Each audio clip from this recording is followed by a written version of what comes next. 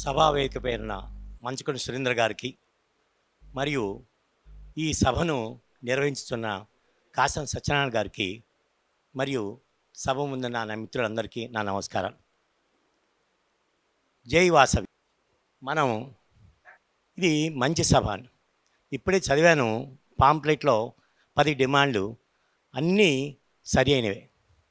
మనం ట్యాక్సులు కడుతున్నాం, ప్రతి ఒక్కరు కూడా ఐటీ రిటర్న్సే కాకుండా చాక్లెట్ కానించి గ్రాసరీ ఐటమ్స్ కానీ ఏవి కొన్నా సరే డైరెక్ట్ ఇండైరెక్ట్ ట్యాక్స్ కడుతున్నాం జిఎస్టీ రూపంలో.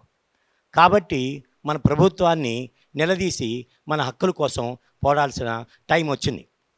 సహజంగా మనం ఏ ఎలక్షన్లో చూసి ఏ యొక్క ప్రభుత్వం చూసినా సరే ఎలక్షన్ టైంలో వాళ్ళు ప్రజల కోరికలను తీరుస్తుంటారు, నెరవేరుస్తుంటారు.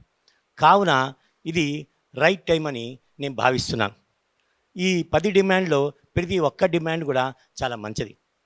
ఎందుకంటే మనం అందరం కూడా వ్యాపారస్తులం కాబట్టి ఎక్కువ పర్సెంట్ అందరూ కూడా ట్యాక్సులు కడుతున్నాం కాబట్టి మనకి అడిగే హక్కు ఉంది. మిగతా కులాల వాళ్ళకి ఇచ్చినటువంటి ఏ దాంట్లోనే సరే అలా సమానంగా మనకు కూడా కావాలనేటువంటి రైట్స్ ఉన్నాయి. అందులో రాజకీయంగా కూడా చూస్తే మనకు చాలా తక్కువ పోస్టులు ఇచ్చారు. ఒక ఎమ్మెల్యే అంతే తప్ప ఒక ఎమ్మెల్సీ. మిగతా పోస్టులు కూడా అందరితో పాటు మున్సిపల్ చైర్మన్లు కానీ కౌన్సిలర్ కానీ మిగతా పంచాయతీ విషయాల్లో కానీ వాళ్ళతో సమానంగా మనకు కూడా కోటా ఇవ్వాలని కోరుచున్నాం. తర్వాత మన వైశ్య దాంట్లో అనేక సంఘాలు ఉన్నాయి, ట్యాము వాము అన్ని మహాసభని ఎన్ని ఉన్నప్పటికీ కూడా అందరూ కలిసి ఈ హక్కుల కోసం పోరాడితే మంచిదని నేను భావిస్తున్నాను. కాసం సత్యనారాయణ గారు ఇలా ప్రతి బస్తీలో ఇలా మీటింగ్లు పెట్టి అందరినీ ఐక్యంతో చేయాలని వాళ్ళు కోరుతున్న ఆయన యొక్క ఐడియాని నేను గౌరవిస్తున్నాను. మనం దాదాపు నేను విన్నది 82% మన వైశ్యకులంలో పావర్టీ లైన్లో ఉన్నారు. ఒక 18% మాత్రమే ధనికులుగా ఉన్నారు. దాదాపు మన చుట్టం, మన చెల్లెలు, అమ్మ వరుస పిల్లలు, పిన్నిలు దాదాపు ఎక్కువ మంది కూడా బీదవాళ్ళు ఉన్నారు. ఈ రోజులో 1 కోటి 2 కోట్లు అంటే అది పావర్టీ లైన్ కింద లెక్కేసుకోవాల్సిందే. పూర్వం వేరు, ఇప్పుడు వేరు.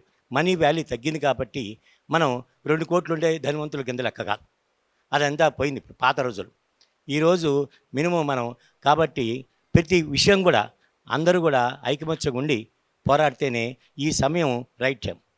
తర్వాత గవర్నమెంట్ ఫామ్ అయిన తర్వాత మనం అడిగినా కూడా వాళ్ళు పట్టించుకోరు. ఇది ఎలక్షన్ టైం కాబట్టి ప్రతి ఒక్కరు కూడా మన వయస్సులందరూ కూడా కలిసి సార్ ఏదో గర్జన పెట్టారు, వైశ్య గర్జన. దాంట్లో మన గళాన్ని వినిపించినట్లయితే కొద్దిగా చలనం వచ్చేసి 10లో కనీసం 5 డిమాండ్లన్నా నెరవేరుస్తారని నేను ఆశిస్తున్నాను. నాకు